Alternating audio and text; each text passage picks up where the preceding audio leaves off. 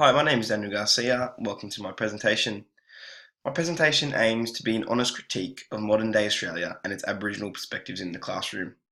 The presentation will touch on the benefit of the inclusion of Indigenous perspectives, strategies to improve learning, government legislation and policies catering for diversity, history and racism involved with Australian education, issues for teaching Indigenous students, and also a reflection of the What Works program in an attempt to enhance education for all students, as well as increasing the sense of well-being and belonging for Indigenous students within schools. I would just like to leave you firstly with the Salamanca statement, which is, "We believe and proclaim that every child has a fundamental right to education and must be given the opportunity to achieve and maintain an acceptable level of learning." Moving forward to the benefits of including Indigenous perspectives within education systems, I was going to touch on the benefit for the Indigenous students firstly. So it gives these students to have a valid sense of place in schools rather than being different and isolated from the westernised population. It also gives them the opportunity in a school context to show that there was a resiliency about the Aboriginal people, and hopefully the students can appreciate that and adapt to that. So this Indigenous knowledge within the curriculum promotes that it's visible and it helps raise Indigenous students' self-esteem and interest in schooling. Benefits for the non-Indigenous population. It gives Western students or students of all backgrounds and Australians themselves who are modern day Australians to celebrate and appreciate that they are the schoolmates with the descendants of the oldest Australians and the oldest human existence. So it's great in that sense, as well as it promotes benefits for teachers. This one is huge for us pre-service teachers as it gives us scope to explore and branch out to the Indigenous community, which lay the platform to much more productive relationships. And this then satisfies the demands of the curriculum that we have to partake as part of our new education criteria. So learning about the heritage of this country, the place we call home, should be vitally important for all students. If this is so, then it is the responsibility of every school within Australia to actively promote the recognition that Indigenous Australians deserve. During my research, a common theme, which was among most resources, to do with strategies to improve learning outcomes for Indigenous students, was that it starts at a teacher level. One of the strategies that I found, which was similar to a lot of the teaching strategies that we use for every population, was this building of rapport. So there's three critical factors that create the positive educational experience, which is a strong teacher-student relationship, a high degree of emotional support for students, and an understanding of communities. Okay, so this puts a strong emphasis on Indigenous culture to form these relationships, and this should be really the immediate priority, which is one of the strategies suggested. So it's seen as vital that we take the time to get to know the students, learn about their family, their home, their community, the land, and their languages. So teachers are more likely to build firm bonds with students if they are willing to share information about themselves in return. So these shared experiences provide a strong foundation for good relationships. Some examples that were listed in some of the resources, which were attending students' football matches, visiting the boarding house for dinner. These lead to better working relationships and build trust and respect, and hopefully get you in that web of significant carers for the young person. So this also benefits a teacher as well. So once you've gotten to know that student, you can tailor your teaching accordingly to that. And also emphasises the importance of teachers' ability to build relationships and connections with the students as well as the communities. At a classroom level, teachers can also create familiar classroom routines which aim to reduce students' frustration by providing some independence within the classroom. So some of the strategies that were suggested are having a choice in topics, reading books, or getting the students to choose the order in which to complete activities. So this allows flexibility within the classroom and also helps to prevent the punctual, engaged students from being held back by the others. Moving further, there needs to be strategies put in place within a school level. So there needs to be a flexibility within a syllabus, and also flexibility of the course delivery. As we see that the school system discriminates against absence, as the curriculum, well, the Australian curriculum is really built in a chain. So if a student is absent and misses one link, it's pretty tough to catch up and catch up within that, and it's difficult to learn the following material. and also with assessment procedures in the senior years can become really tough. So engaging Indigenous students by preventing them returning from absence to unfamiliar work, failing unfairly, or having to repeat the subjects, which is not doing a great deal for the students. So there needs to be greater flexibility and greater inclusion of Indigenous content in the curriculum, so these Indigenous students aren't being alienated and missing out on school, becoming disengaged, leading to absence, and leading to more absence in the whole. Learning this has been quite eye-opening for me as a pre-service teacher. So at a national level, upon my research, I've pretty much discovered that they're proposing a drastic change of curriculum. So what they've proposed is a change to research methods, assessment styles, classroom activities, and also the content and curriculum. So this is to avoid Indigenous students being disadvantaged by the differences in ways of learning, ways of seeing the world, and their communication styles and interpersonal relationships. This was good for me to discover, as I really hadn't thought of how westernized the education system is, and how it does not cater for those types that learn differently and are of different backgrounds. Looking into the government and policies that are being put in place, there is new teacher education criteria, which as a pre-service teacher I'll be going through now. There are focus areas within our teaching guidelines. Focus area 1.4, strategies for teaching Aboriginal and Torres Strait Islander students. Focus area 2.4, understanding and respecting Aboriginal and Torres Strait Islander students to promote reconciliation between non-Indigenous and Indigenous Australians. So this has become compulsory, and it provides teachers with an understanding of past and contemporary experiences of Indigenous Australians. It examines Indigenous Australian history and also the health disadvantages that challenge Indigenous communities.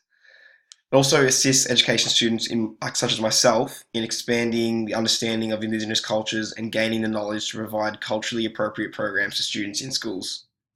I've deemed this extremely fair, as considering all Australian teachers at some time in their careers will most certainly encounter an Aboriginal or Torres Strait Islander student in their class. Going on towards Darcy Moyle's statement, which is, students have a right to learn about Aboriginal and Torres Strait Islander history and cultures from educators who have received quality training about Indigenous issues. The National Aboriginal and Torres Strait Islander Education Policy, AEP, are a policy which attempts to provide adequate preparation of Aboriginal and Torres Strait Islander children through preschool education for the schooling years ahead, enables Aboriginal and Torres Strait Islander attainment of skills to the same standard as other Australian students throughout the compulsory years of schooling, and enabling Aboriginal and Torres Strait Islander students to attain the successful completion of Year 12 or equivalent at the same rate as other Australian students. So this policy goes hand in hand with the Council of Australian Governments, as 3 of the 6 targets are directly related to education of the Australian government. So number 1 was to ensure all Indigenous 4-year-olds in remote communities to have access to early childhood within 5 years, halve the gap in reading, writing and numeracy achievements for Indigenous children, and halve the gap for Indigenous students in Year 12 attainment or equivalent attainment rates by 2020. This new teacher education criteria goes hand in hand in trying to fulfil the Australian education policy for National Aboriginal and Torres Strait Islanders, as well as hitting the targets for the Council of the Australian Government. Looking into policy historically, we see in 1899 and 1957 the rejection of Indigenous culture. Victorian law fails to accept the Aboriginals, denying them of their identity.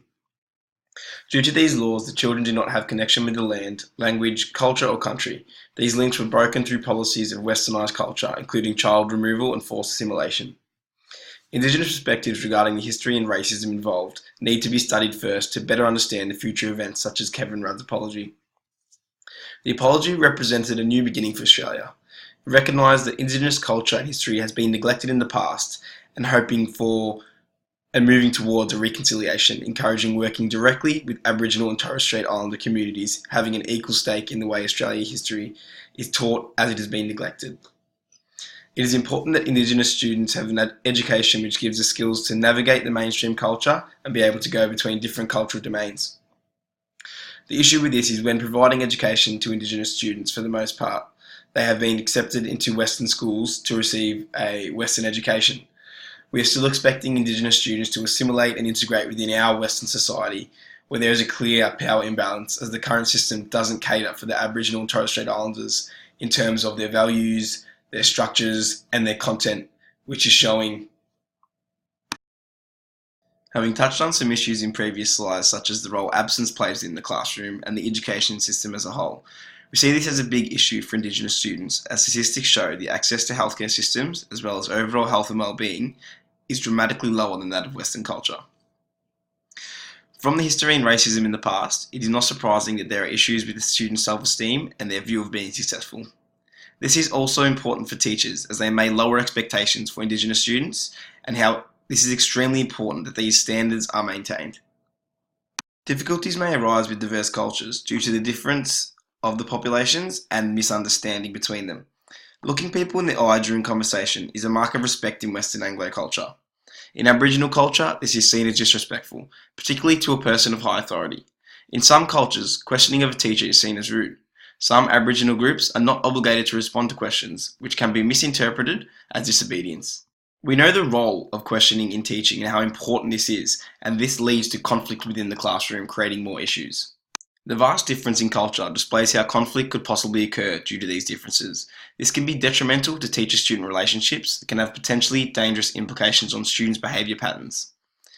As diverse cultures mix, resistance to become white begins, and they tend to reject Indigenous culture.